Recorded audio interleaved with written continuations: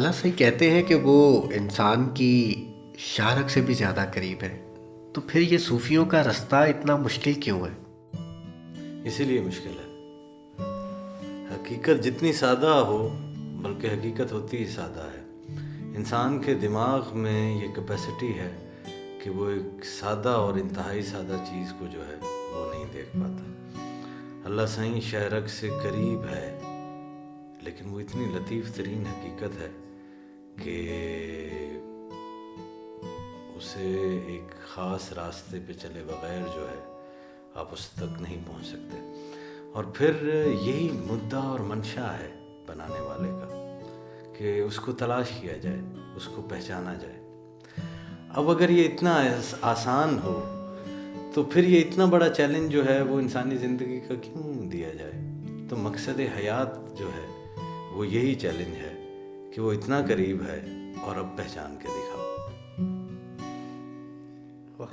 تو یہ بنانے والے کی منشا ہے، بنانے والے نے انسان کو بنایا اسی طرح ہے۔ حدیث قدسی ہے کہ میں ایک چھپا ہوا خزانہ تھا، میں نے چاہا کہ میں پہچانا جاؤں۔ تو یہ جو انسانی زندگی ہے یہ بنیادی طور پر وہی ایک ٹریجر ہنٹ کہہ لیں آپ، اس خزانے کی تلاش ہے، اس کے علاوہ تو کچھ بھی نہیں ہے۔ کیونکہ بنانے والے نے کہہ دیا کہ میں نے یہ تخلیق کیا کیونکہ میں پہچانا جاؤں جی، اور اس کی پہچان کرنی ہے اسی ٹریجر ہنٹ میں، یہ جو ہمیں ہماری زندگی دی گئی ہے، اور اللہ تعالیٰ ہی کی ذات مبارک کا وہ خزانہ ہے، وہ ٹریجر ہے جس کی ہنٹ پہ انسان جو ہے وہ یہ زمینی سفر جو ہے وہ کر رہا ہے۔ تو وہ سب سے قریب ہے، دور تو میں اس سے ہوں، وہ تو مجھ سے دور نہیں ہے۔ تو اپنی دوری جو ہے اس کو دور کرنا ہے، جو میرا فاصلہ ہے اس کو دور کرنا ہے۔ اللہ سائیں تو شہرک سے قریب ہے، میں کتنا قریب ہوں جی؟ تو سفر تو سارا میرا ہے جی۔ تو بات یہ نہیں ہے کہ اللہ سائیں کہیں دور ہے، بات یہ ہے کہ میرے اوپر حجاب کے اتنے پردے ہیں، اتنی دوریاں میں نے خود سے قائم کر رکھی ہیں، اب مجھے وہ ساری دوریاں آہستہ آہستہ دور کرنی ہیں۔ تو یہ دوریوں کو دور کرنے کا سفر جو ہے یہ ہے۔ تو یہ چیلنجنگ تو ہے، یہی تو سب سے بڑا چیلنج ہے جی۔ ہم جو کہ انتہائی گراس ہیں، ہمارا جو ایگزسٹنس ہے وہ انتہائی گراس ہے۔ گراس سے مراد جسے آپ اردو میں کثیف کہتے ہیں۔ تو ہماری یہ جو فزیکل باڈی ہے، فزیکل شیل جس میں ہم رہ رہے ہیں، یہ انتہائی کثیف ہے جی، اور وہ ذات باری تعالیٰ وہ انتہائی لطیف ہے، وہ انتہائی سٹل ہے جی۔ تو یہ سارا کھیل جو ہے کہ اسی گراس ریالٹی میں رہتے ہوئے، اسی کثیف حقیقت میں رہتے ہوئے وہ لطیف سفر کرنا جی، تو یہ تو بڑا مشکل کام ہے، یہ اتنا آسان کام تو نہیں ہے جی۔ پتہ نہیں کیوں جو ہے وہ اللہ کے راستے پہ چلنے کوئی جو ہے وہ لوگ مشکل ترین راستہ جو ہے وہ کہتے ہیں۔ اللہ کا راستہ مشکل نہیں ہے، مشکل میں خود ہوں اس راستے میں، یقین مانیے۔ حقیقت کی تلاش جو ہے وہ چاہے آپ باہر کا سفر کر لیں یا چاہے آپ اپنے اندر کا سفر کر لیں، حقیقت کو جو ہے وہ آپ نے پہنچ جانا ہے جی۔ حقیقت کہیں نہیں گئی ہوئی، میں آؤٹ ورڈ سفر کر کے بھی اس تک پہنچتا ہوں، اور میں خود اپنے اندر سفر کر کے بھی اسی تک پہنچتا ہوں، کیونکہ اس کے بغیر تو کچھ ہے نہیں۔ تو انسان کی جتنی بھی جستجو ہے اس کا انجام ایک حیرت ہے جی۔ وہ بہرحال پھر بھی اس تک نہیں پہنچ پاتا جب تک کہ وہ اس فانی لباس میں ہے، جب تک اس کے اندر فنا ہے جی، اور وہ اس فنا کو فنا نہیں کر دیتا۔ اور یہ بھی یاد رکھیے کہ اپنے ہونے کا ایک گمان ہے، ورنہ میرا ہونا کیا ہے؟ کبھی اس کے اوپر بھی غور کیا ہے آپ نے؟ تو بہرحال وہ دور نہیں ہے، دور میں ہوں جی۔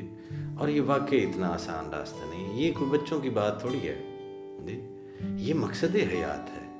آپ یہ سمجھتے ہیں کہ یہ جو ہے وہ کوئی کپڑے سینے کا فن ہے جسے آپ سیکھ لیں گے جا کر کچھ 3 مہینے کا کورس کرنے کے بعد، یا کوئی بیوی یہ سمجھتی ہیں کہ یہ کوئی میک اپ آرٹسٹ کا جو ہے وہ کورس ہے کہ آپ کو جو ہے وہ بلش آن کرنا جو ہے وہ آ جائے تو آپ یہ سیکھ جائیں گے.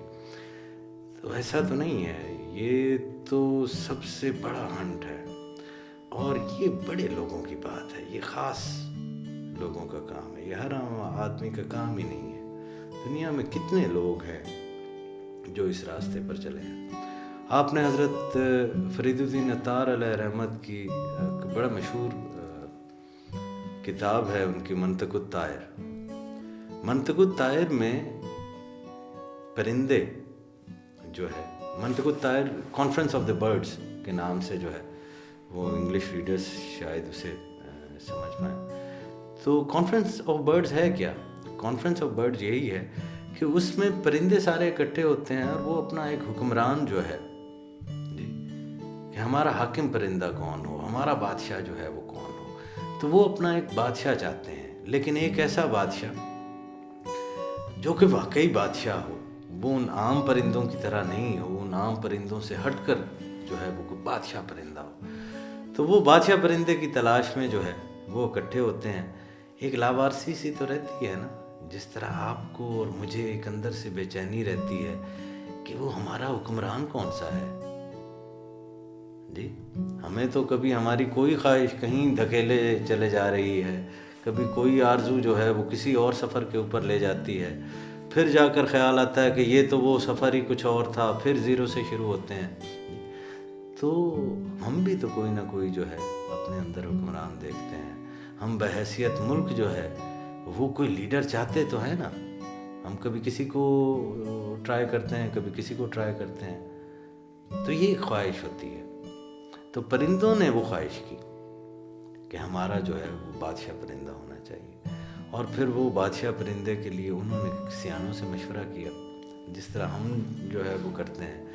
تو ہدہد نے انہیں کہا کہ ہاں، سی مرغ جو ہے وہ ایک ایسا پرندہ ہے جو کہ بادشاہی کا قابل ہے. تو یہ ایک وہ متھک سا جو ہے وہ پرندہ ہے، ایک افسانوی سا جو ہے وہ پرندہ ہے کہ جس کی خوبیاں، جس کے کردار کے خصائل جو ہے وہ زبان زد و عام و خاص تو ہیں، لیکن آج تک کسی نے اس پرندے کو دیکھا نہیں ہے.